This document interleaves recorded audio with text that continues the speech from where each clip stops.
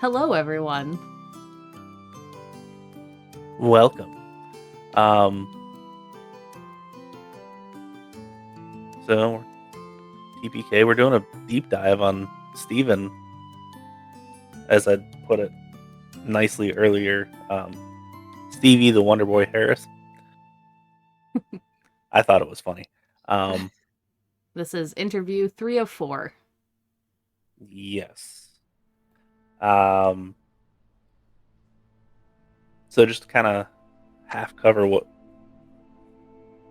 the plan is we've already done Shiloh's and Beth's, and we just did Steven's episode, where he got to meet with a harpy.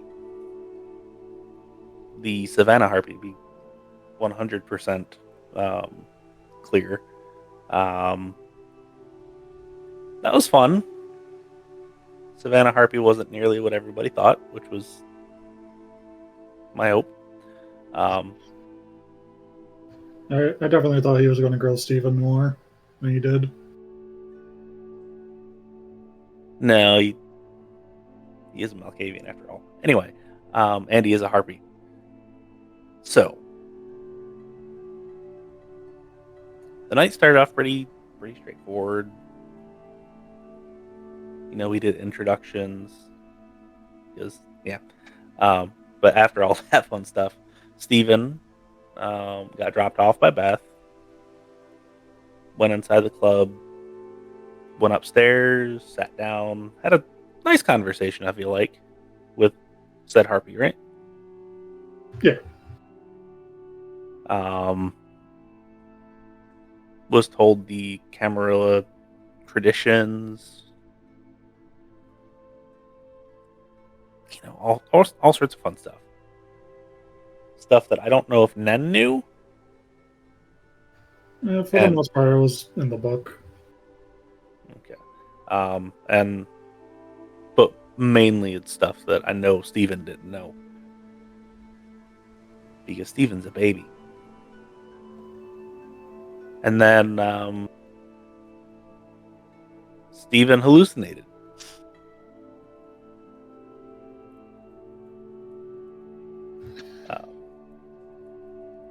How did Nen take that one? That definitely caught me off guard, because, like I said, I thought it was mainly going to be dealing with the harpy. I probably was going to have to fight my way out, but, you know, the trippy mind discovery of self thing was pretty fun.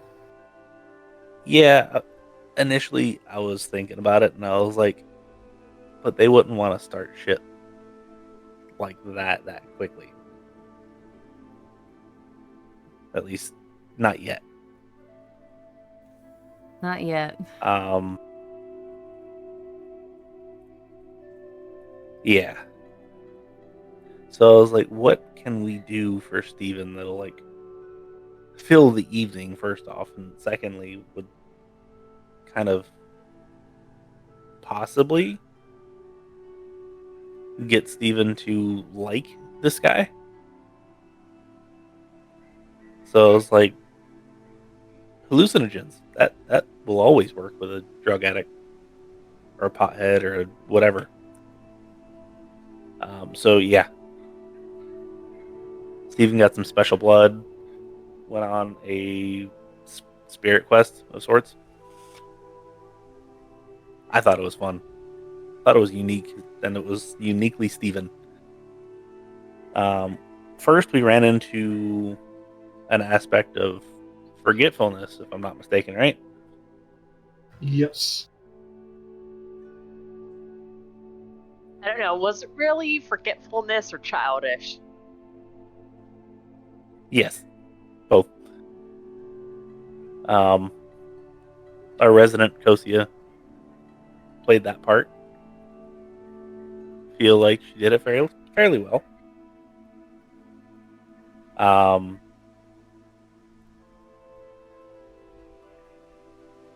But yeah, it was just kind of like a little back and forth. And then got a knock at the door, and another part of Steven came out. It was like, hey, walk with me. We got to talk. How seeing Steven have all of these interactions, at least initially, how did that make you feel, Nen? Like I said, it was interesting. I did kind of figure out both Steven was the beast pretty quick, since you described him as being more physical rather than anything else. Yeah, it was supposed to be a little bit obvious, but it was also not supposed to be like completely overt, which I don't think it was completely overt. No, not really. Could have had a little bit of doubt in there, which was kind of what I was looking for. But yeah, then we went to Paranoia. And Buttons played a pretty decent paranoid, I don't know, put in mental illness here. I figured the whole like putting up sheets and trying to hide and all that fun stuff was a cool, neat little way of like blocking one's self in. How did Buttons enjoy that? Being a mental health professional. It was very interesting because it was both easy and challenging at the same time, because I have a very questioning mentality, but not necessarily paranoid. In fact, I'm relatively trusting, probably more so than it should be. But anyway, it was an interesting headspace to get into, and I had to really kind of work at it at first. But then once Steven and I got going, we were able to play off each other, and I think it worked pretty well. Okay, and how did Steven enjoy that? Just like the overall general feel of like both Buttons playing said character, the environment that you were in, and then the little scavenger hunt that you went on. It was fun. A lot of things that made sense, and like Buttons said, she played a convincing paranoid person. And plus, figure it being a place where there's a bunch of places to hide stuff, I'd figure there was definitely something in there I needed to look for. And you were absolutely not wrong. Ended up finding basically a shattered orb of sorts. Ended up piecing the pieces together. It was only 3 pieces. Wasn't super hard. At least I think it was 3. Might have been 4. Pretty sure it was just 3 though. Pieced them together, kind of dropped all the barriers, and then you got to really face your like paranoia head on. Kind of freed it a little bit. And then you were rudely interrupted yet again by the individual that initially took you out, ushering you onto a third room. This one kind of looked like a hoarder's paradise, but it looked like a hoarder that liked to build stuff. Bits and bobs and trinkets and pieces of everything everywhere. In which we found your curiosity, being played by Faye.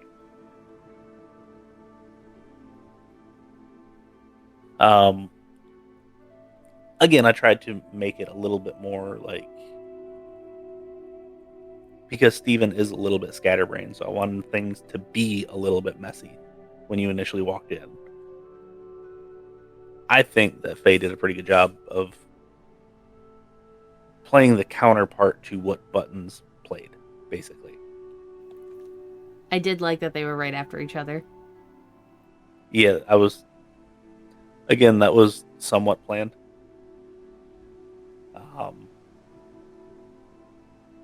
And the fact that you started out at Forgetfulness, then ended up at Curiosity at sort of the end. kind of was planned. However, like I said, I think they did a good job. I think everybody think or would agree with that. Yeah, I think everyone did a fantastic job on what they did. Yes. I think Cocia's was probably the funniest. Yes. Just putting that one out there. Absolutely. I aim to please. And between you two, I can't really pick a better one. Like, quote unquote. But Cocia's by far the funniest. Yeah. But the whole, like, finding an action figure, that was 1000% just because between you and me. Like, growing up with the family that we have, I was like, action figure, I feel like you would appreciate that more than, like, Steven might actually care. Steven strikes me as like a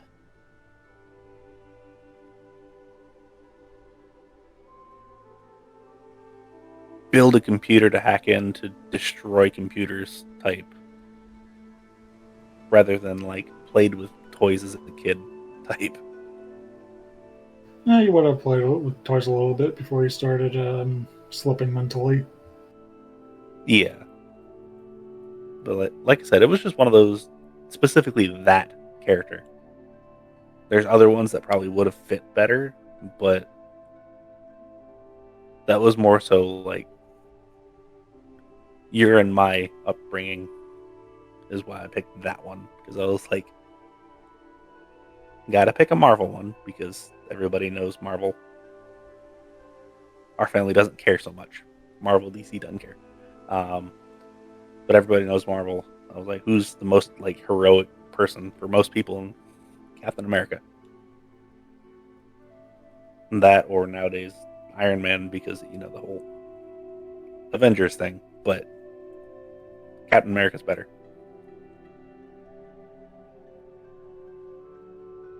It also gave just that nice little touch of absurdism to the whole situation.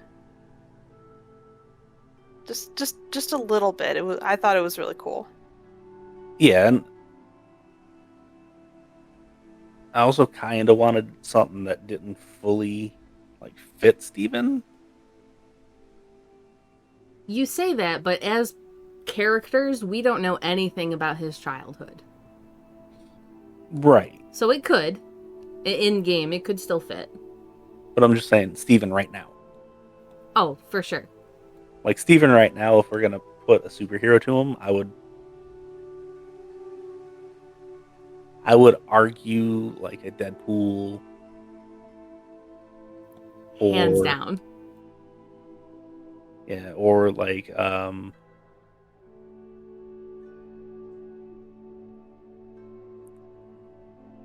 can't think of any other ones that really, really fit Steven.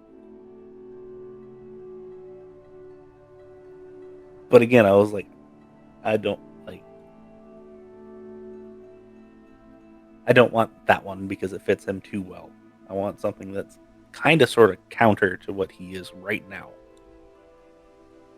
Kind of what I see him not necessarily working towards, but definitely being able to work toward. Because he is very physical. He is very, like,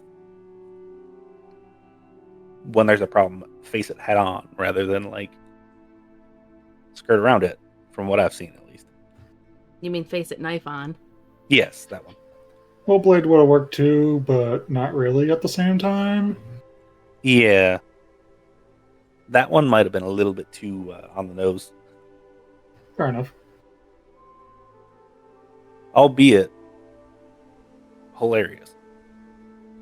But yeah, no, maybe a little bit too on the nose.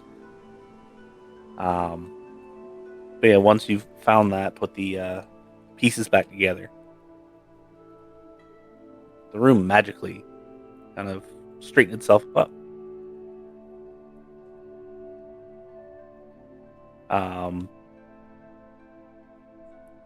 And again, your initial visitor brought you out brought you back to where you started at forgetfulness. Basically told you hurry up, you don't have a whole lot of time, and kind of set you free in the mess of papers and open file cabinets and drawers and desks and all this other fun stuff. And that's when you really had a good, I feel like a good exchange with Cocia.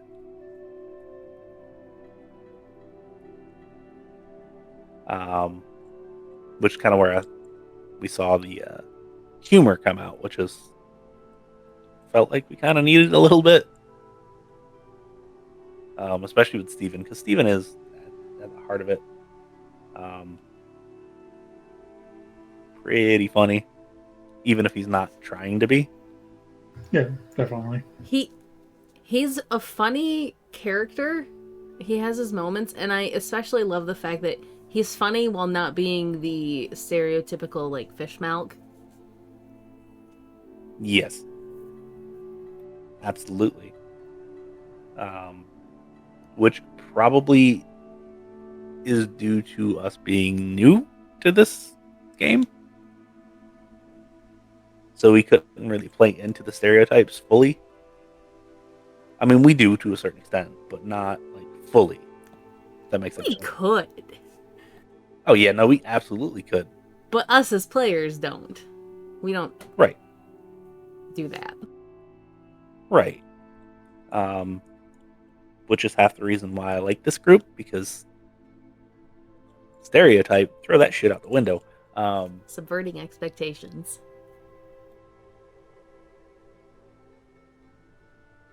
Yes. But Steven ended up finding the frame of a mirror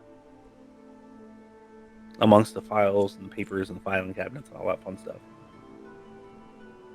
Which fit perfectly into Captain America's hand. And the little orb that he had fit perfectly inside the mirror. Which straightened up the room, and not necessarily saying that Steven actually will be less forgetful or less paranoid or less curious or more curious, or whichever way. However, figured it was a nice little thing of, like, the Beast telling him to, like, get his shit together, basically. And don't forget that, like, you got more inside you than what you just think you do. Because after everything got straightened up and there was that last little exchange between Cocia and Nen, the Beast came back out and was like, hey, you need to come with me because we got somewhere to go and you're going to have to stay there. And he just kind of dropped him off into the void that he started with. And then all hell break loose. And then woke up to smoke and gunshots and people yelling and screaming and Barney shaking him saying, hey, you gotta get up. Because there were hunters.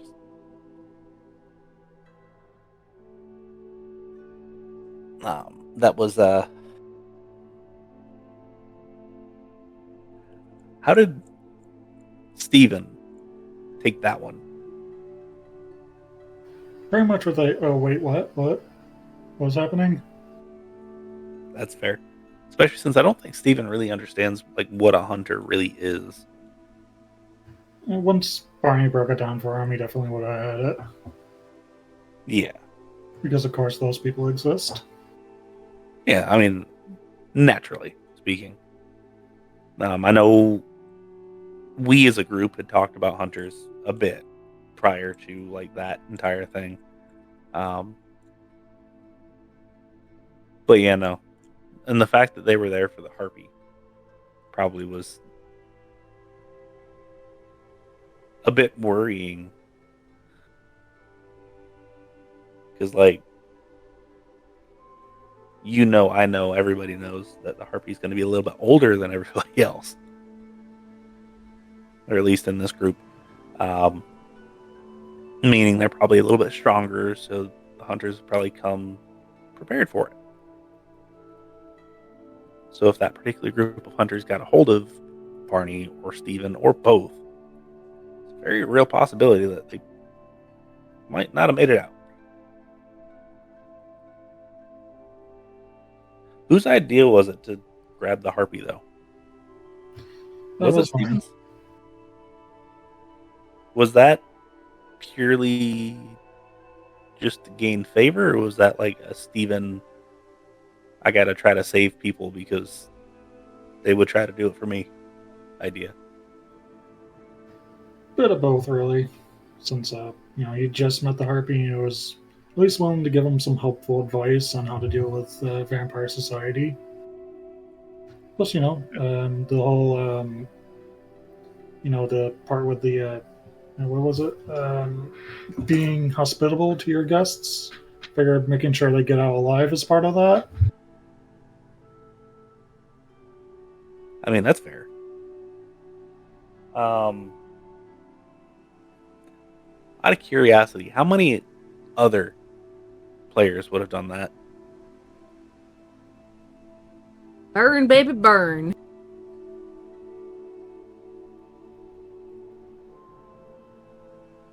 Yeah, I'm not 100% sure if Beth would have done that or not.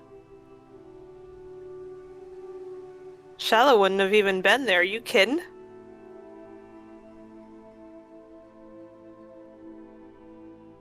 Yeah, but I'm just saying, like, say you had a meeting with Vic, and Vic, being Vic lately, would Shiloh have even given it a half a thought? She would have at least considered it. I don't know if she would have acted on it, but she would have considered it. Okay. I mean, that's enough for me.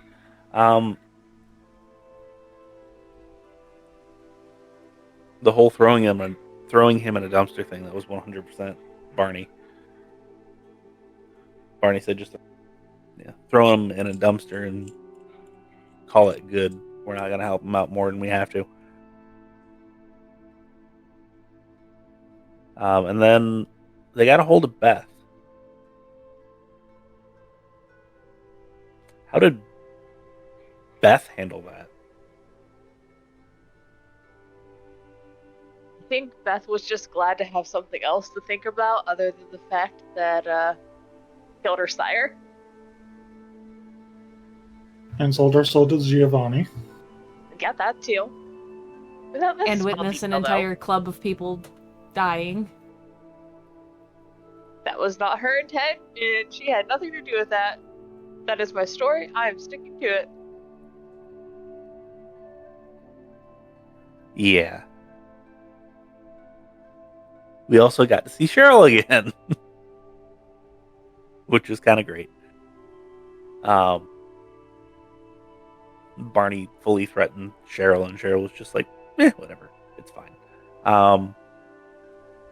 At which point you went back to Secret Coterie House, which is not fully completed, but completed enough for now. Tried to get a hold of Tori. Tori is indisposed.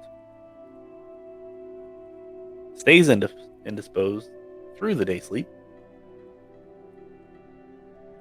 Tried to get a hold of Shiloh. Shiloh sort of responds. And then all of you kind of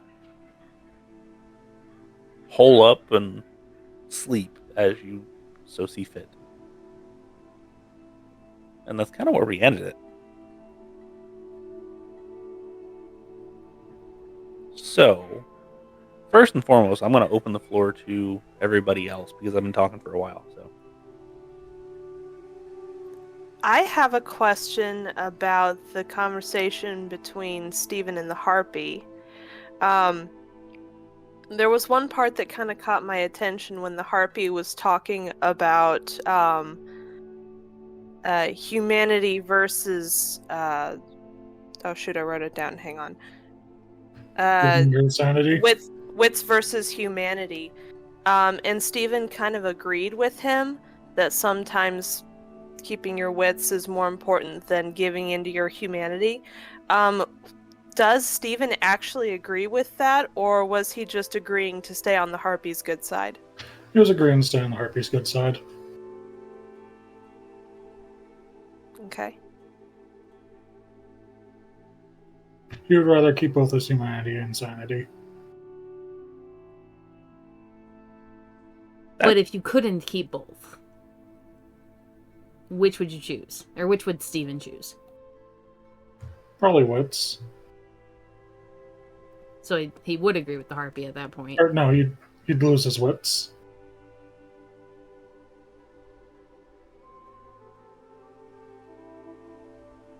As long as it meant keeping a part of himself away from the beast, basically. Yeah. Okay. Maybe we'll delve into that a little bit further later. It's an interesting thought for a Malkavian. Not that Steven knows much about Malkavians, but like given how their sanity tends to get whittled away by the beast inside of them. It's interesting.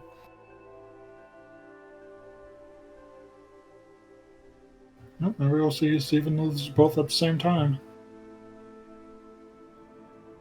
Speaking of it... Sorry, go ahead. I mean, I feel like that's what happens when Malkavians go to zero humanity. They lose both at the same time. Speaking of interesting thoughts, we were tossing around something in one of the chats on Discord. Join our Discord, by the way. And we were talking about blood sorcery, and someone started talking about what it would be like if Stephen got his hands on blood sorcery. So I guess my two-part question is, number one, if Stephen had the option, would he get into blood sorcery? And if so, what would he do with it? Yes, and I don't really remember the blood sorcery powers too well, but would you definitely figure out something cool to do with it. There's fun rituals you can do to keep kindred and ghouls and other supernatural creatures away as you get more powerful. The first level ones, Taste for Blood is what Tori has, and that's basically lets you discern what the person or being is. If it's supernatural, vampire, kindred, ghoul, things like that. I don't remember what the other one is off the top of my head. Craft blood. There's one Craft Bloodstone, and then there is also one that's basically cantrip for blood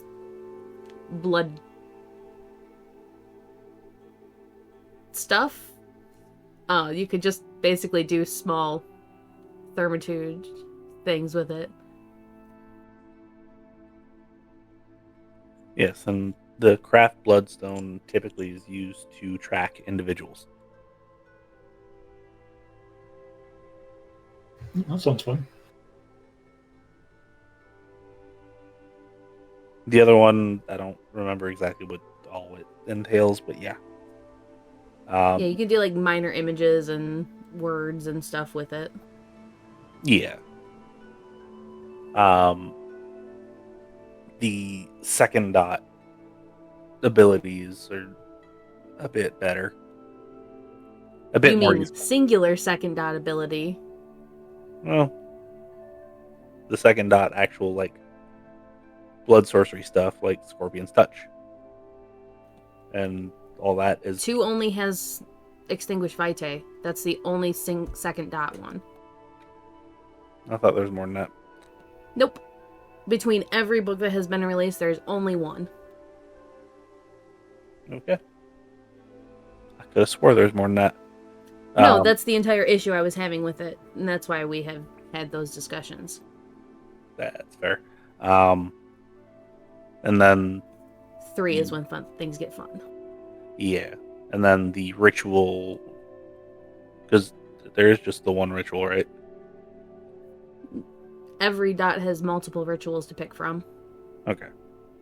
First dot, you can ward against ghouls or do blood walk, which works alongside Taste of Blood to get more detailed information on the being that you are attempting to get information on. Yeah, which I feel like Steven would probably do the ward against ghouls, personally. I could see Steven going as a ward master. Yes, assuming that Steven wanted to spend that much experience on blood sorcery. He's expansive. Yes. That's why we do plenty of games. Sure. That's why you need to start eating people. Joking.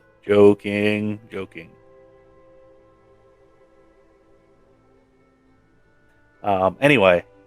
But yeah, no. A little bit of stuff on what blood sorcery can do. That'd be a neat little idea, though, if Steven ever got a hold of any of that. It could possibly be terrifying, actually.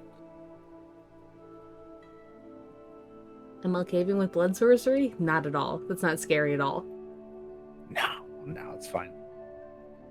And then what would Steven do with it was the other part of that. So yeah. What other questions we have for Steven / Nen?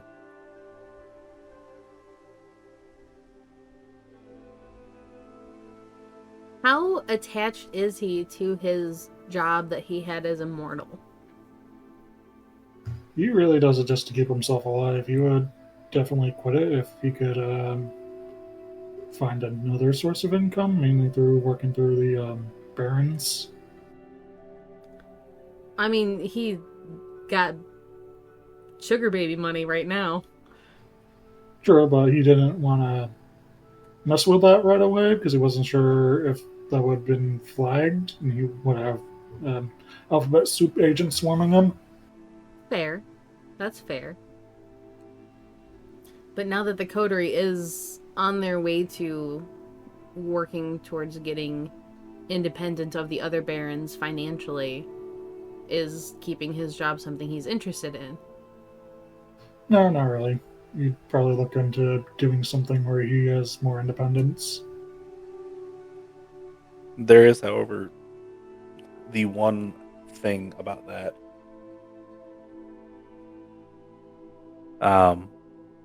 Your touchstone. That is your current employer, correct? Fellow employee. Okay, fellow employee. Okay.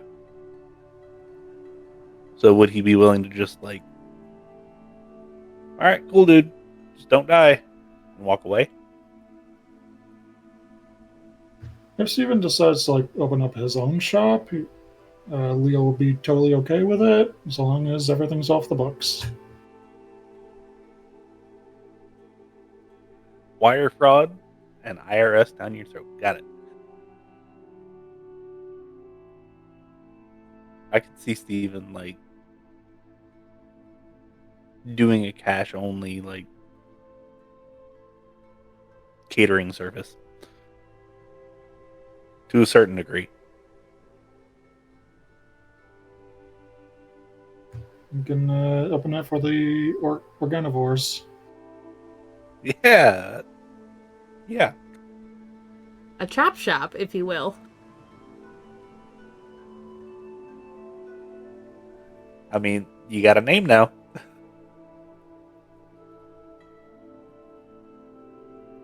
But yeah, no. I could see Steven doing something like that if he didn't want to be part of the whole real estate mogul thing.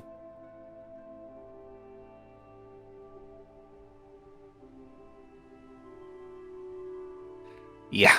Go ahead. Did I assume Buttons had something? You unmuted and then went back, and I was like, I don't want to cut you off. Oh no, no, I was just getting ready to ask the big question, but I wanted to make sure everyone else had asked other questions first before I completely and totally divert things. Divert away. What does Steven think about the coterie? He thinks Beth is goofy. I definitely will probably get her at some point if she's doesn't start being careful. Shiloh is nice. He doesn't quite understand why she was willing to help him out without asking for much in return, but she can do whatever she likes. And Tori, she's helping us for all, so as long as she keeps doing that, she's okay in his book. Real fast question onto that one. So Steven has said or implied that he doesn't really care about that necessarily, and that he was just kind of tagging along to tag along at this point. Is that still the case, or is he actually feeling like he's building closer ties to the coterie? Yeah, he does feel like he's getting kind of close to the coterie. Okay. Is it something to do with the whole, like, between Shiloh's Christmas mishap and the whole issue at the graveyard and, like, Carissa being Carissa and Vic being Vic? Does that have anything to do with it, or is it just time spent around them? Both, really. Okay. It's like been a year since they've met. Give or take, yeah.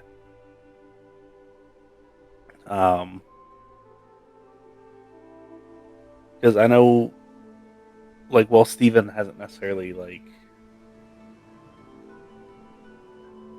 interacted with Carissa a whole lot or Vic a whole lot, obviously he spent quite a bit of time with the fellow coterie members.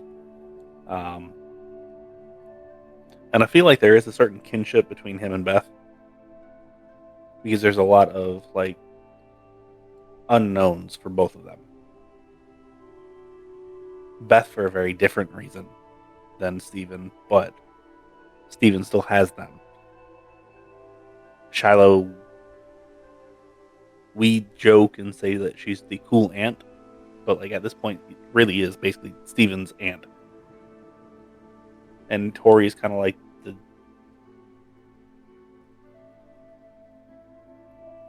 definitely not a mom. Angry big sister. I was almost going to say like a big sister. But even that, I don't necessarily know if that would fit. She's the other aunt. Or the bully cousin. Yeah, the overprotective cousin. Real fast question with, when he was talking with the harpy, he described her as angry.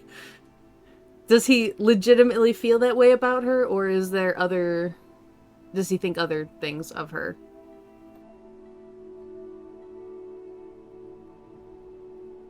Obviously she is angry, but is that, like, really what he thinks that she is, or he was mainly just other trying things to going on?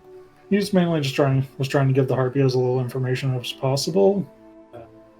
He does think Tori's a good fighter, and knows her way around Kindred society. Can have a bit of a short temper, but meh. And it's fun to mess with her sometimes. Yeah. So this one's purely for me. When Steven has his moments of, like, he's actually funny, is that you trying to do that, or is that legitimately just like, I wasn't trying, it just happened? It's just a train of thought thing. I just say whatever's coming out in my head. That's fair then, I guess. So it just kind of happens, which Yeah. makes it better in a way.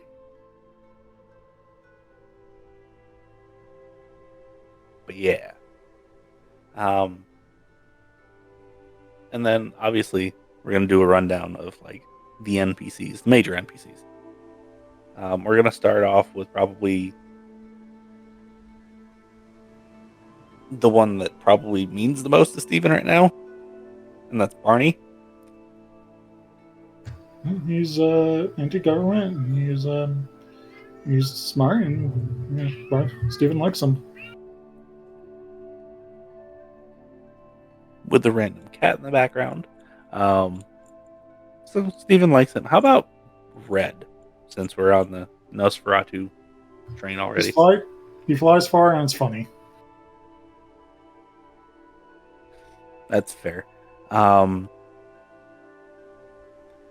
how about Dante?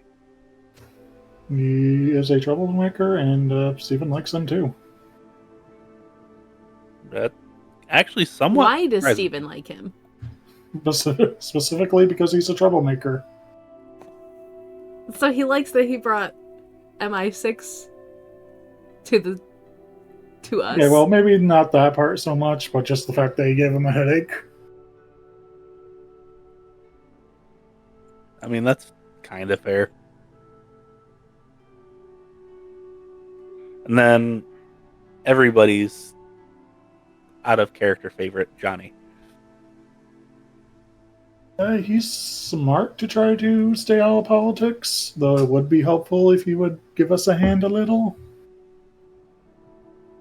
Yeah. So, Especially when it comes down to it. yeah. So I've talked with somebody here about Johnny to a certain extent, and they at least understand why he is the way he is. But I'll tell you that he's a lot more like Steven than you think he is. Yeah, I think Maybe. I was here for when you were talking about that. Maybe not like fully anti-government, but likes to put up a facade at certain points. And then, since Steven's dealt with Dante's ghoul a bit, does he have any thoughts on Blaze?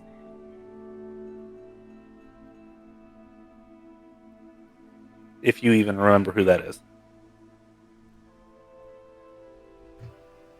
I can remember, I just can't remember when Steven met him. That's fair. That's not a big deal. And then, how about... Let's start off with Kamari, because Kamari is probably a little bit better.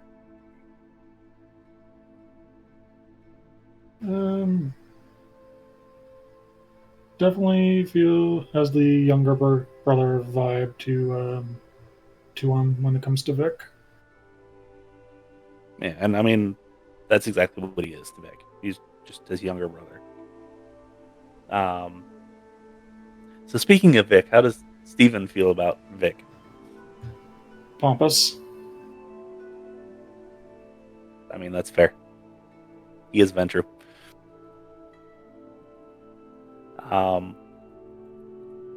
Then last but not least, everybody's favorite.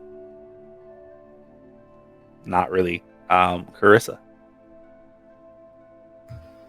Also pompous, but way too ambitious, and if she does call a blood hunt against Shiloh, he is definitely going to defend her.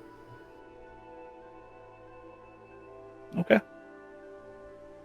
I mean, that's fair. That's 100% fair.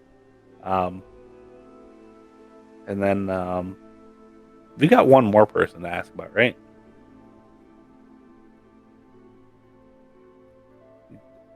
What's his name? Everybody's true favorite, Red. No, we already asked about Red. Oh, then I zoned out and completely missed it. Never mind. Ignore the Cocia. I believe that would be Cyril. So Steven's actually going against the grain from everyone here because he doesn't like Cyril.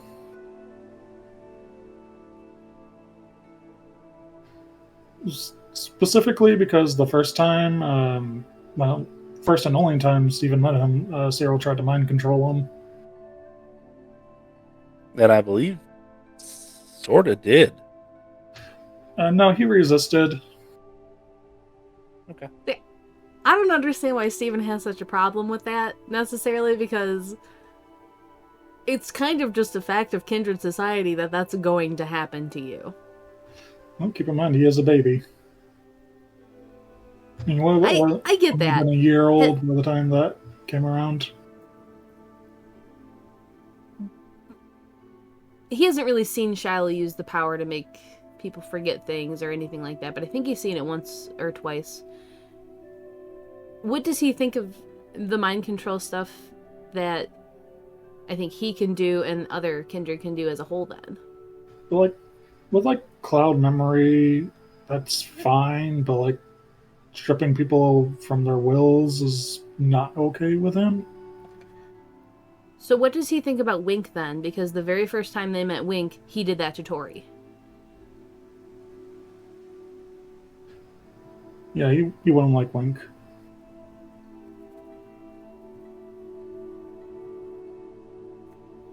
I'm sorry for diverting the conversation there, but I was very curious about the mind control aspect of things.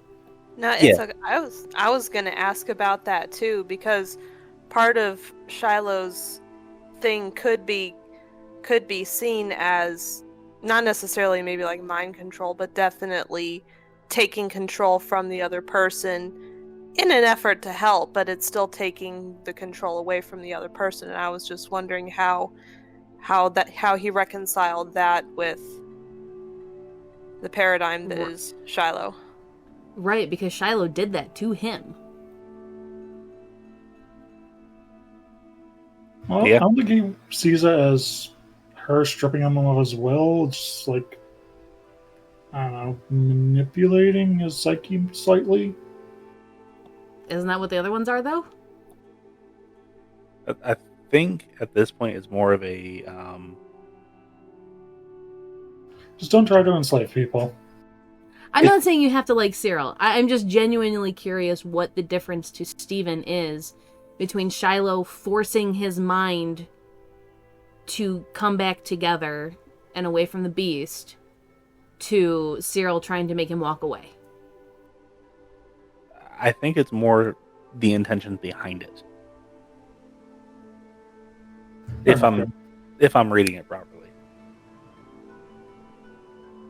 Yeah, I was just gonna say, isn't it just because he knows Shiloh and trusts Shiloh, been with Shiloh for a while before that happened to him, where with Cyril, it was very first meeting, hey, do what I want you to do.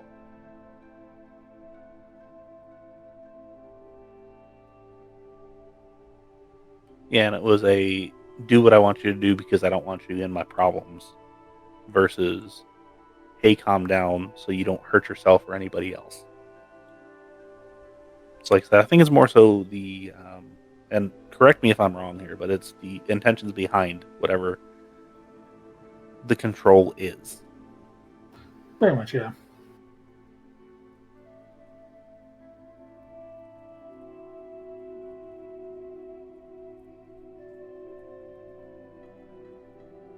Now, because I know Stevens, for the most part, doesn't really have a whole lot of quote unquote high level disciplines. Have you even bought any extra disciplines? I bought cloud memory. Okay, but that's the only other one, and that's still just level 1. Yep. Are you just banking that experience? Yep. I've upgraded skills a bit. Yeah, and that's kind of what I've kind of noticed. Just purely out of me wanting to know, are you wanting Steven to just upgrade all of the skills and never really get disciplines, or are you eventually going to end up branching out into disciplines? I'm going to get disciplines too. I'm eyeing demontation, I do want to put more stuff into aspects. I mean, that's fair. Before you go into demontation, though, talk with me, please. Okay. There's going to be some extra stuff Wisely. behind it.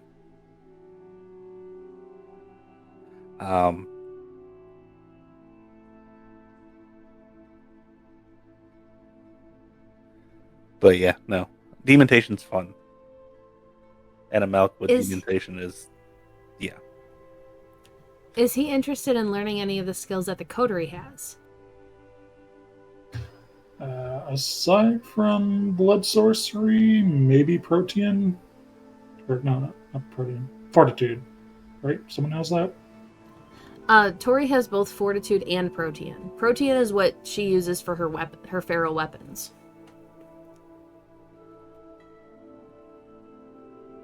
But fortitude is what makes her sturdier. Yes. And I fortitude feel is like, also- though, he needs to get with Beth and Shiloh for that one, because they have unswayable mind.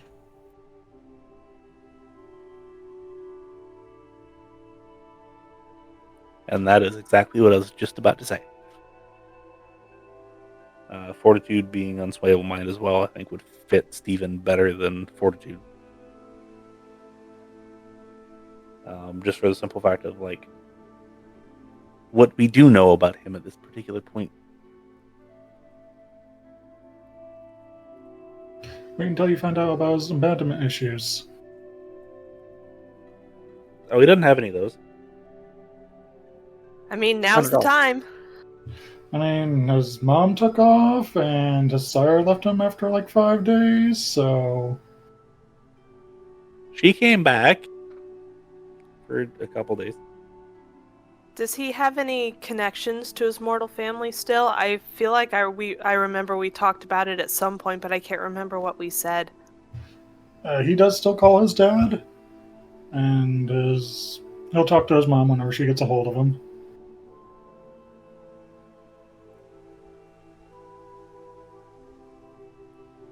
But beyond that, no brothers, no sisters. Nope. Is he afraid of becoming closer to the coterie because he thinks they're going to abandon them? Or he thinks they're going to abandon him? Perhaps. Well, there's one person that won't, so don't feel bad.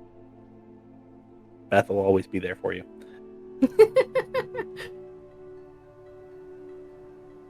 It's unfortunate because Cocia's not here to respond. That's what makes it better. Yes. But no, like, and correct me if I'm wrong, Tori's not going anywhere.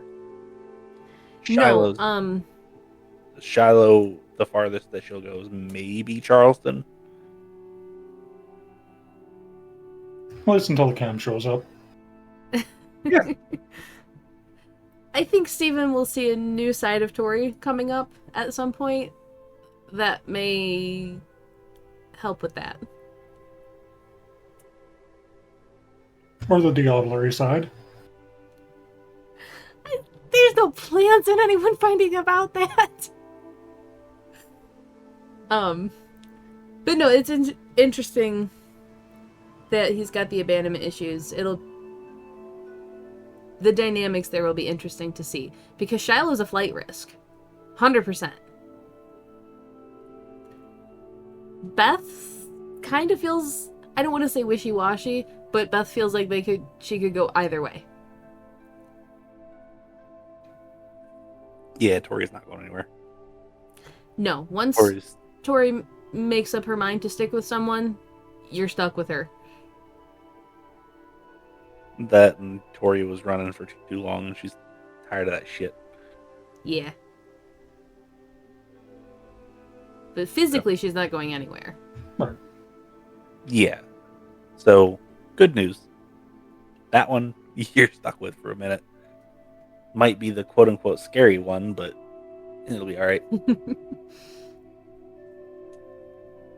Shiloh, the only reason why Shiloh's a flight risk is because if shit gets too hot, then Shiloh's gone feel like. That's the flight risk. She desperately wants to stay and help out around Atlanta, but if she thinks that her continued existence there will put too much risk on the coterie themselves, she might. I don't think she definitely doesn't want to. Like she's at the same point as Tori where she's like sick and tired of. I mean, that's fair. That's 100% fair. And I don't feel like Steven is wanting/willing to go anywhere. Wanting, not really, but if he has to go somewhere, he will. Next time on Life and Blood Atlanta, Steven gets a message from Washington, D.C. Anywhere except there. Oh, geez. That would be a fun one to run, just saying. Go see the Prince of DC. Sure. Just see the super political side of DC. Yeah, no, I feel like that would be the worst place for Steven to end up. There would definitely be multiple masquerade breaches. No. Anyway, yeah, so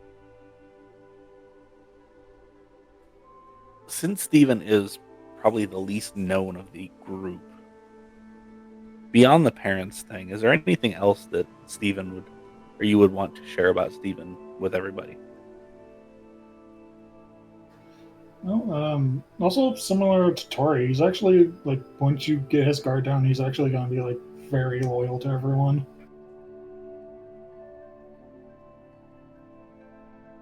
That's not really a touchstone thing, that's kind of like something that I wrote down for Steven, also crafting the human version of him.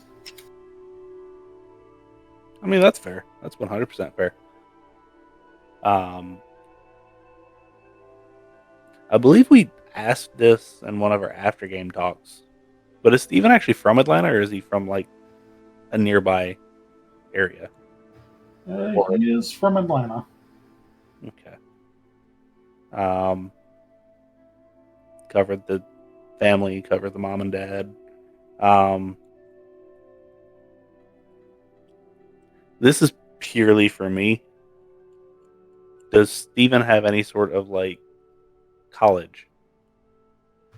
He was in college for a year trying to become a mortician, but he got drunk and attacked someone.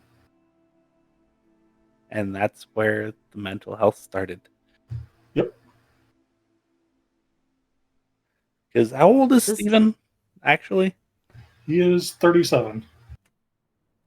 He's quite old. Does that make Physically, sense? as a mortal, he is the oldest one of us. He had the most time as a mortal. Yes.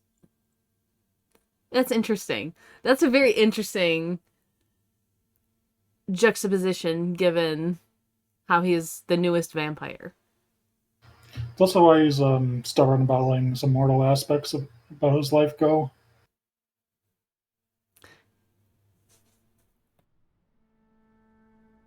Yeah. That actually, for whatever reason, I didn't put those two things together. Like, I knew birthday and like how old he was, and I just didn't put the whole like he was old, therefore that's why he's having issues letting go of when he was immortal.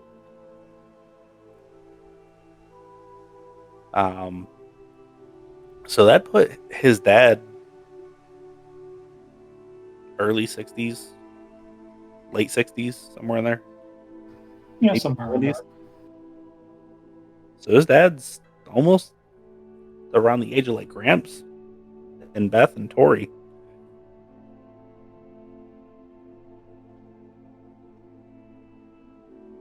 That's a weird thought, isn't it? Just slightly.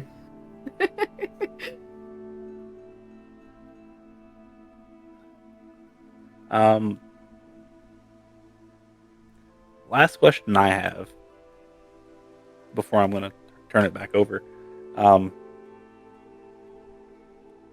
Does Steven have any hidden hobbies that he doesn't let anybody know about? He enjoys watching prank videos on YouTube. And listening to prog metal. So he allows YouTube to collect his data. Got it. He uses Tor and VPNs. It's not completely tech illiterate. I feel like, honestly, he's probably the most tech literate one of the group. Oh, and he also has a box set of The Joy of Painting. Interesting. Do you have... Wait, you do have craft. You just have it in woodworking. Yep. As your specialty. You might get a commission to, like, make something one day. Who knows? Oh, that'll be fun. But I'm going to hand it back over to everybody else to fill their questions as they so see fit. I have a question for you, Nen, if you don't mind. Sure. What made you decide you wanted to play a Malkavian? I just saw all the crazy stuff in the book, and I was like, cool, that's what I'm going with. And piggybacking off of that, knowing what you know now about how the game is played and how everything was set up, if you were given the chance to set Steven up differently, would you? And if so, what would you change? No, not really. I'm pretty content with how Steven's going right now. Though, had I had all like all the books and like saw all the different clans there was, I may have gone with a like Zamitzi or something.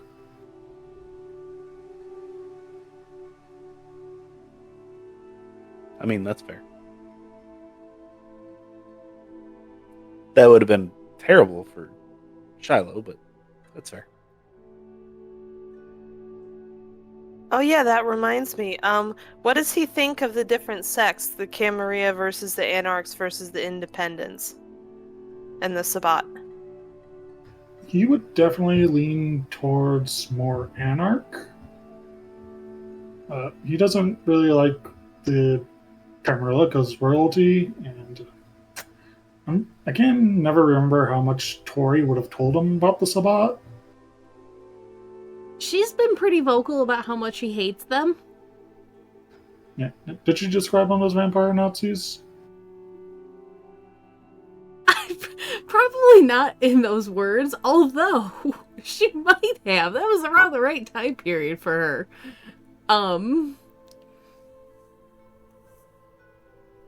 Coming off of that, actually. But no, she's not been super vocal about what they do and everything, just more so the fact that she never wants to go back and that they are horrible. Yeah, so it would pretty much be don't like, but as Stephen learns more about them, he's going to be like, oh, hell no.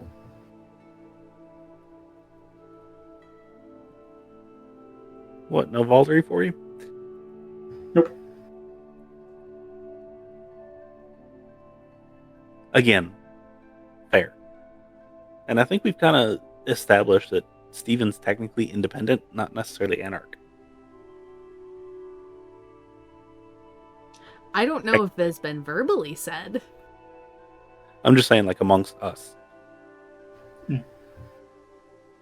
Like, knows that Barons are a thing, will respect them enough to not, like, screw them over, but won't be like, yeah, I'll just do whatever you want.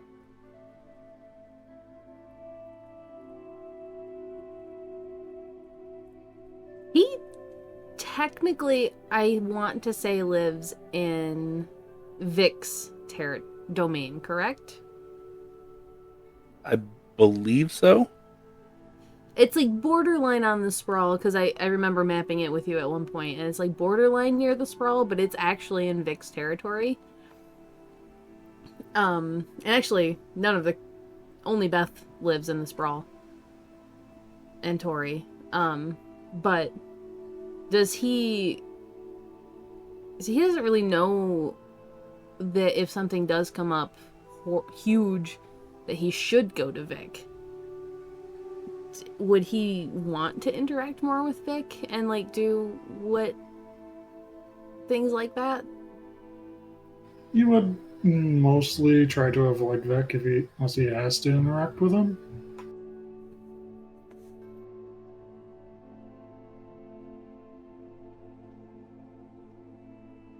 Given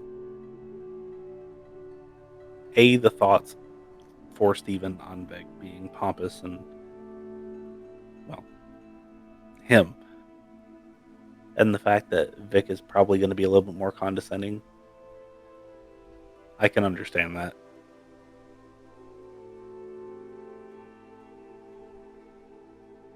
Especially given Steven's, I feel probably has some sort of like defiance thing for like authority figures. Yep. And there is actually like a legitimate diagnosis for that. It's just I'm not getting into all that because no. Then we'll be here for hours because Buttons will go off on a really weird tangent. And then I'll have to like add my 2 cents in, and then everybody else will be confused because they're like, why are you talking about this? Anyway. Yeah, I feel like Steven probably has the authority defiance thing. Obviously, paranoia, fairly, not completely severe, but fairly bad.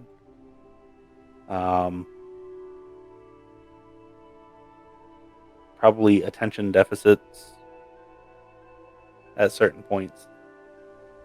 Well, that's really just more me as a player. It's fine. And then obviously, when the beast comes out, you see stuff. So that one's not necessarily on you, that's more so on the beast. Which, for everybody's burning question, which I'm sure is there, at least for 2 of you, yes, the whole Malkavian beast network thing is a thing. Ooh. So technically, yes, that was Malkav. Oh, neat. It just Nice. looks like Steven because that's what Steven can like rationalize. So The Madness Network. yes. So if you're curious, yes, we're still using that.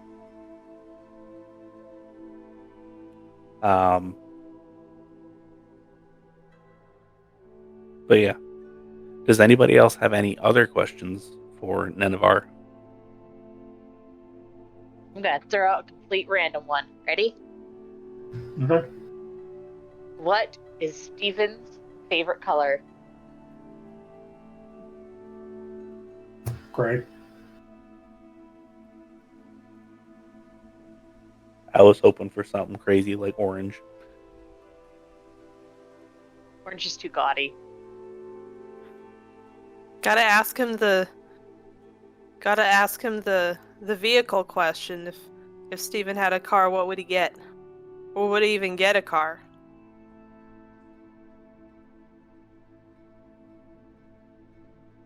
It can be acquired illegally. I had an answer. I forgot what it was. I feel like it would be pre-electronics, so like 80s or older. Probably.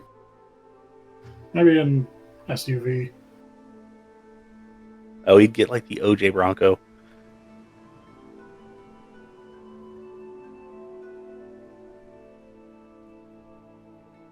It would definitely be have bulletproof glass on it. I like how that like sunk in and then Button just started cracking up.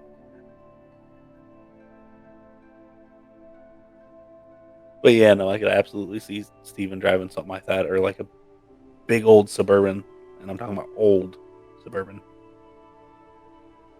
Let's just get him an old hearse. An armor-plated hearse with deeply tinted windows. I'm You sure Beth laugh, would work but on that. like, I as a Yeah. person almost bought one at one point. Okay. To be fair, I almost bought one as well. It was going to be a 62 Cadillac hearse.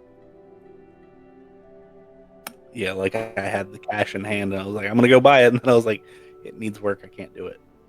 Yeah. They're supposed to be really good cars because they're never driven like over like 30 miles an hour. They have really good suspension because they have to have extra suspension because of how heavy caskets are. Yeah, no, they absolutely are. But it was just one of those things that like I couldn't justify it. What's the gas Yeah. mileage on them, though? Not fantastic, but it's not horrible. It's not miles per gallon; it's gallons per mile. On the older ones. Yeah, it would probably be equatable to one of the older Explorers. Yeah, bad. Yeah. If you got double digits, you'd be good. Mm-hmm. Which we can have a full conversation about that later. Yeah. Which I fully intend on circling back around to because I had this whole thing.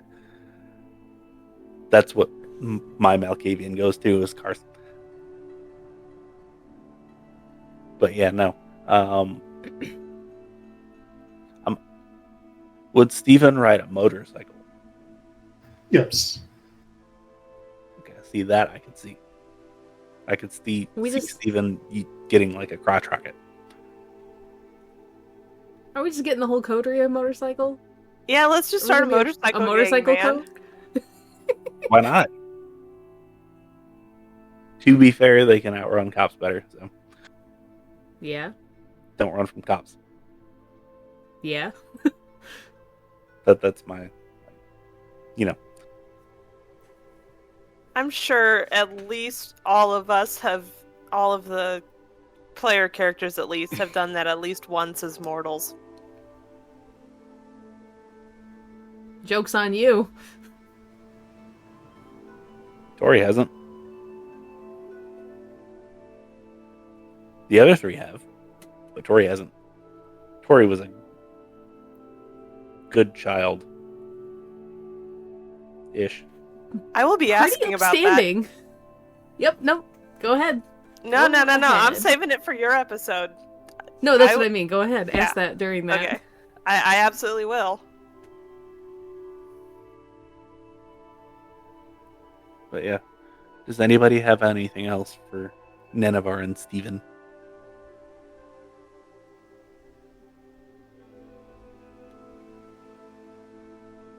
I don't think so.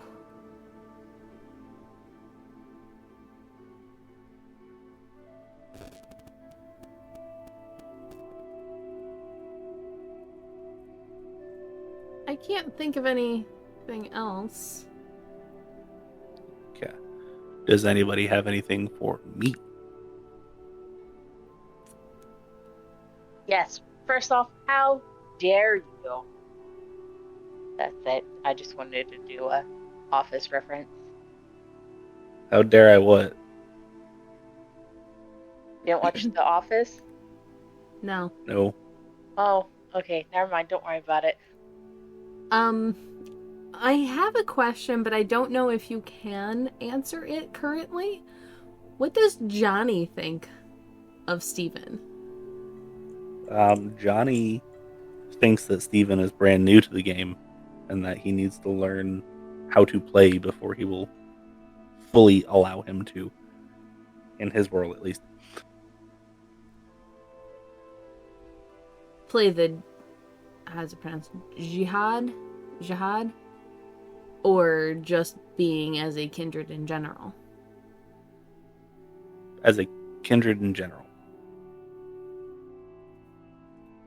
There is quite a bit to Johnny that you will be seeing coming up. I promise you that. That's why I said I don't even know if you can answer that currently with any depth. But I was very curious about what Johnny thought of the baby Malk. Yeah, so above board believes that Tori is probably the most fit to play Kindred games at this particular time, given that she has a very strong force of presence, if that makes any sense. Yeah, except those stats aren't great for her. She's just good at presenting. Yeah, that's whether or not they're good for her. She presents as very power forward. Shiloh, he feels as though is a bit too passive and should take charge a little bit more from his particular point of view. Believes that Beth is too nice for Kindred society and would not do well in quote-unquote the Kindred games. And then Steven, he believes there is potential there, however, doesn't know enough to be a valid participant, if that makes any sense.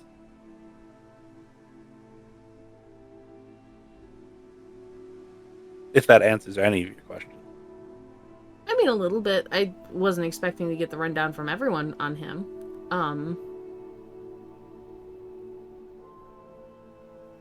But yeah,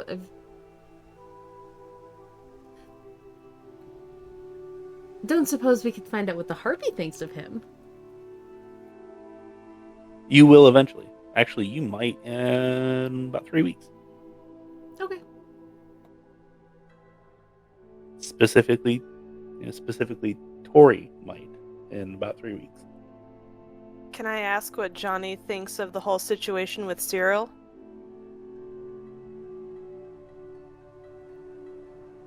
I can't really tell you too much about that at this particular point in time.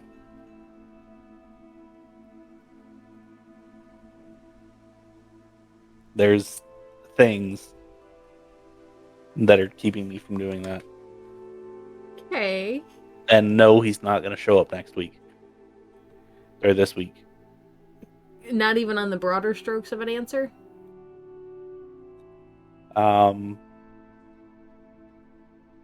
It's fine if you can't. I'm just asking. Simply put, he understands Cyril's position.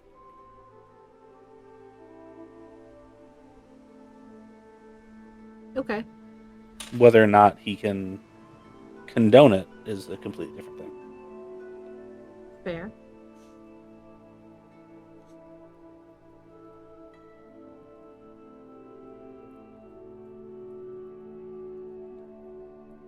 I mean, I have a ton of questions for NPCs and stuff like that, but I'm trying to stick to either Malkavian stuff or generally around Steven. Okay.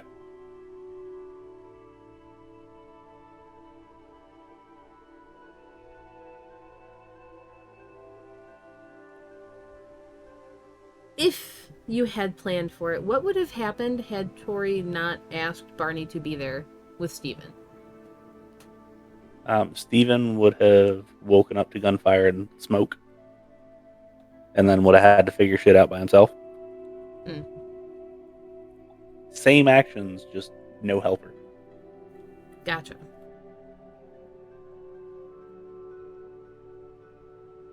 So how quickly is Steven's sire going to die? Didn't well, I mean, if the Harpy lives, didn't say that she was on his list now? Yeah. On his list to be found and at least, like, punished. Not necessarily to die, but yeah.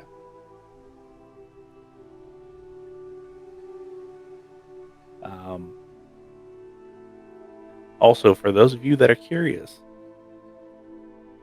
yes, Stephen is a descendant of that particular harpy.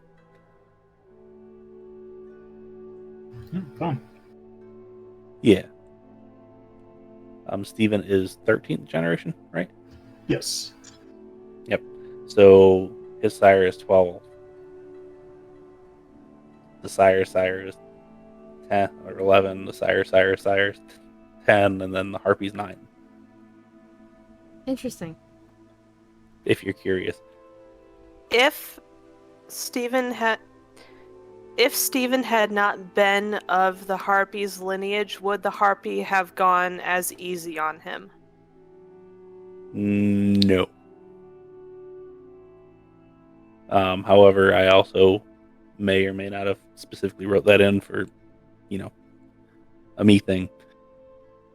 Does this, piggybacking off of that, does this possibly mean that the harpy is going to try and sway Stephen over to the Camarilla? I would never do that. I feel like that's already been happening. Kind of. Maybe not full on sway, but you might see, like, hey, we'll pay you if you give us information. Just saying. I guess that's going to depend on how active Barney wants to be in preventing that.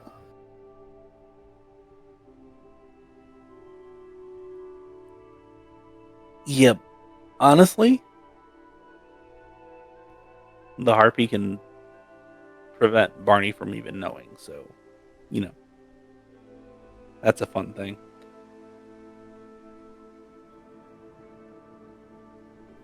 Because Barney does extremely well with electronics. The second you send an actual letter to Stephen, Barney's not going to track it. And that's kind of the whole Camarilla thing, is they don't really do electronics.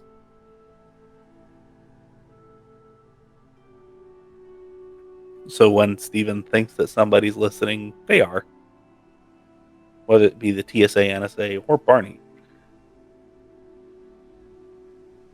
Absolutely somebody's listening.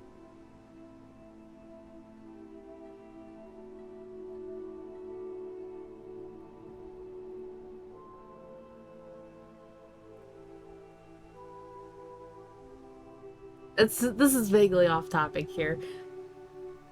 If the coterie got new phones, would Barney be able to make sure that the other, like, no other barons or anything were able to get information off the phones if they were trying?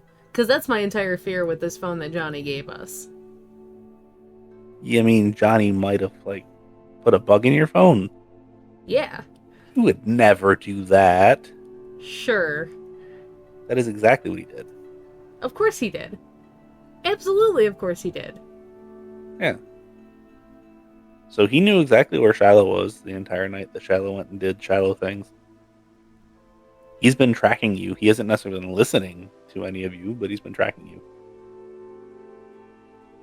Well, as far as Johnny knows, Steven's never left his apartment. Yeah, because Steven doesn't take his phone with him. He Most has of a phone, but he doesn't use Johnny's phone. Yeah, exactly. Would it still be in the Faraday cage? Yes. So that phone is legitimately ghosted.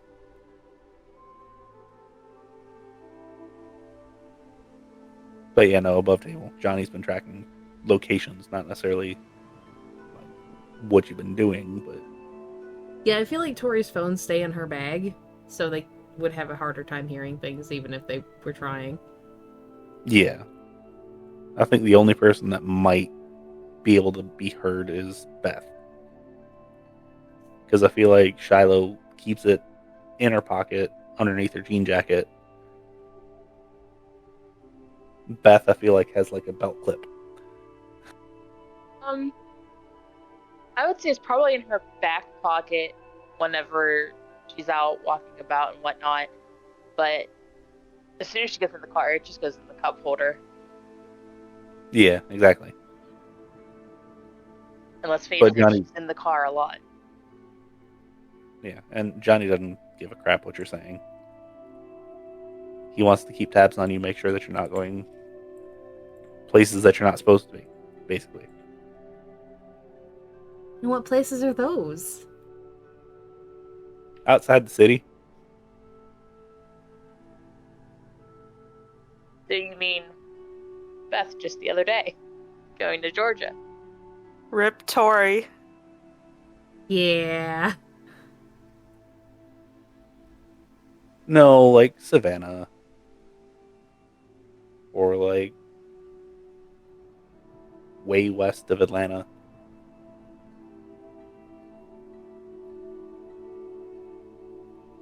That's where the other werewolves are. He's just trying to keep you safe. Okay. Mostly. But would Barney be able to do that? Would Barney do that for us? I mean, possibly. You would have to ask him, Well, of course. but possibly. If we're taking an over-under on it, 75% chance that, yeah.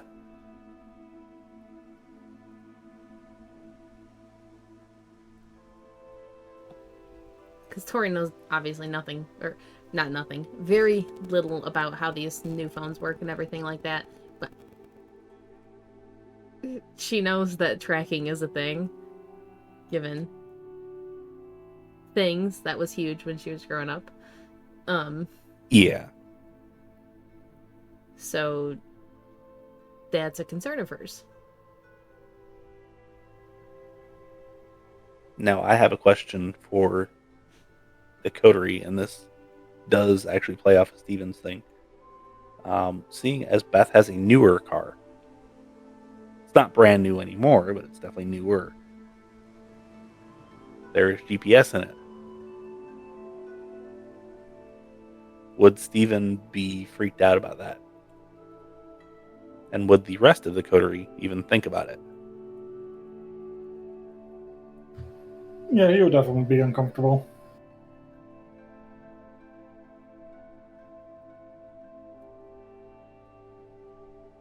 I don't know how much 100% thought Tori has put into it, but that is partially why she didn't use map apps or things like that.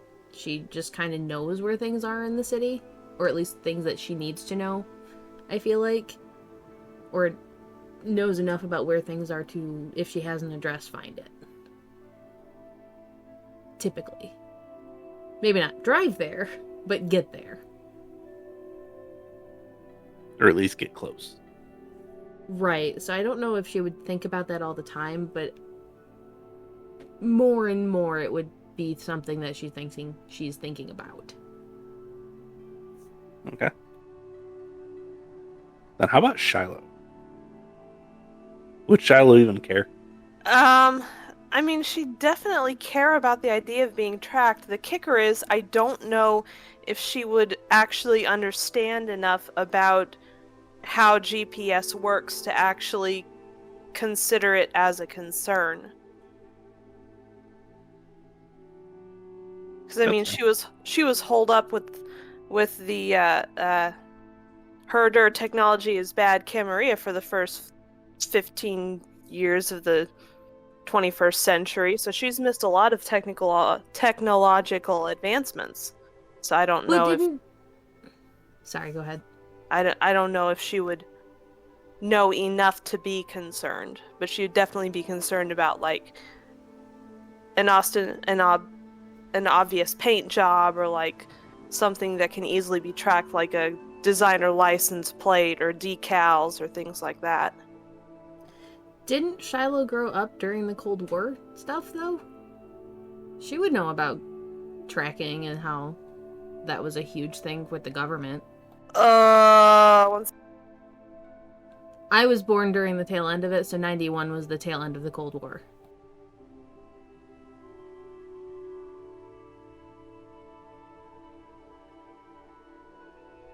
But she was turned in 94.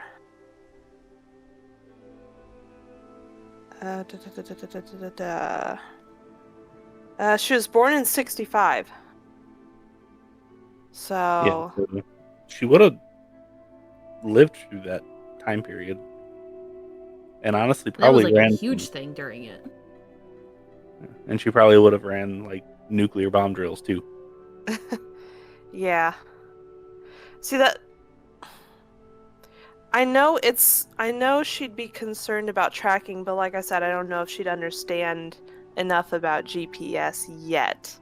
If like Steven explained it to her. Oh, Steven absolutely will. If Steven explained it to her, then yeah, she'd be concerned about it. But just off the bat, I don't think she'd understand enough.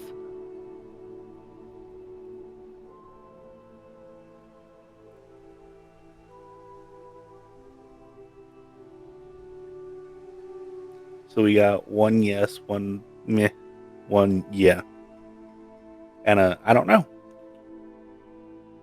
Yeah, I don't know. I feel like obviously Tori doesn't know a ton about the GPS tracking and everything like that, but I feel like she could put together that, hey, if they're tapping our phones and this is telling me where to go, they could probably do that. Especially if the car actually like has a legitimate active GPS. Yeah. She might not realize it in some of the older ones that don't have like the active GPS and things like that, but definitely on Beth's, she would probably figure that out. Yeah. We'll not say the most that. tech savvy, but like, Yeah. can put two and two together. We'll say though that the flying banana that she's been driving around has none of that. That's fine. She still hates it. It's a flying banana. Yeah. And it's loud. Yeah. Yeah, we're getting a motorcycle as soon as she can now that she's actually having to drive places. For the first time since she was a fucking mortal, pretty much. Yeah, it's fair. Sorry for devolving the conversation here.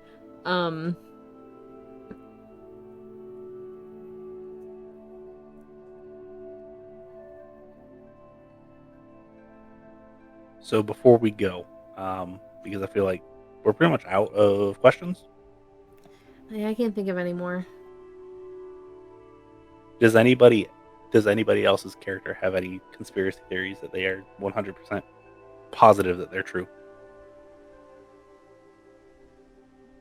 Not the players, the characters. I think Shiloh might buy into the whole the FBI/CIA/government was behind the JFK assassination. That's fair. Beth said no. Is it a conspiracy theory if the Second Inquisition happened? Because obviously the government was tracking Kindred. The government knows about Kindred. Or knew of them. So, like, is it really a conspiracy theory if it proved true? No. It's not a conspiracy if it's proven as true. Yeah, so no. And then, what is Nen's favorite conspiracy theory for Steven?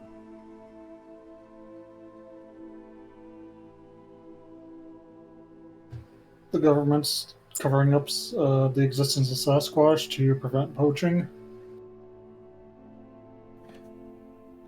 I guess Tori would go to that one. Not that specifically, but like the Sasquatch thing, but that's only because these are probably real things. That's fair. So Steven's like super big on cryptids. Yeah, no, I'd say Tori would probably agree with cryptid stuff. So what I'm hearing is we need a cryptozoology arc. Yes. Also, on the same vein, I know Buttons asked what was one conspiracy theory that Steven didn't believe in a while ago. He does think the moon landing was real. Okay, then. Interesting. Anything is possible with political dick measuring contests. I mean, that's fair. True. Yes, having been in the military, I can confirm that is a 100% thing with politics.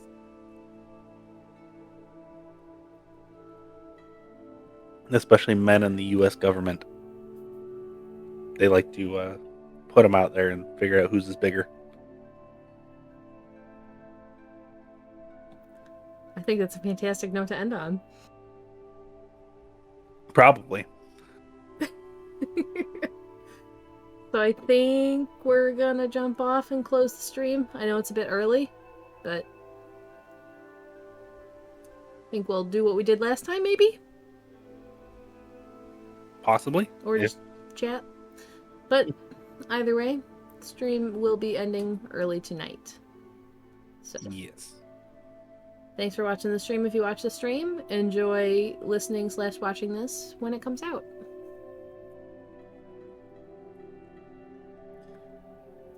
Do we want to run through announcements real fast? Yeah, we should probably do that. Because So we've forgotten on the past couple games. Yep, we have. So first and foremost, follow us on all of our socials. Go to our website, totalpartykrit.com. You can get updates on characters, updates on schedules, updates on games, updates on everything. It has links to everything because we have a link tree. Go on there. You can find Instagram, Twitter, TikTok, Patreon, all of the podcast stuff, YouTube. I'm forgetting something, I feel like. Basically, any link that we have, it will be there. Yes. I didn't link Google Podcasts or anything like that. It links to Spotify, but almost every connection we have is on our link tree and website. Yeah. So, if you go onto our website, you can find all that stuff. If you want to go directly, pretty much everything is at Total Party Krit. If you look for it, and that is spelled Krit with a K, not with a C, to be 100% clear.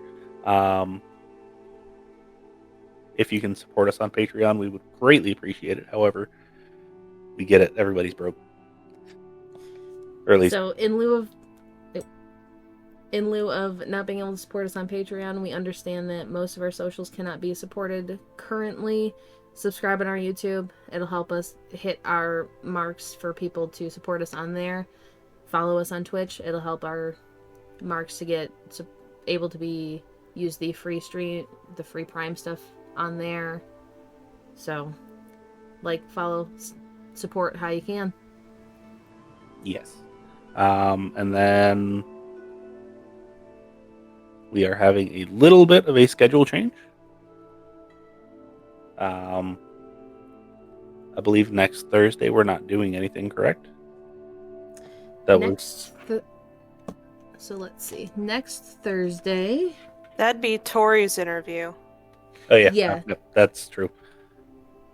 So yeah, not doing anything. It's fine. So yeah, next Thursday will be Tori's interview. And then the Thursday after that, I don't believe we'll have a game.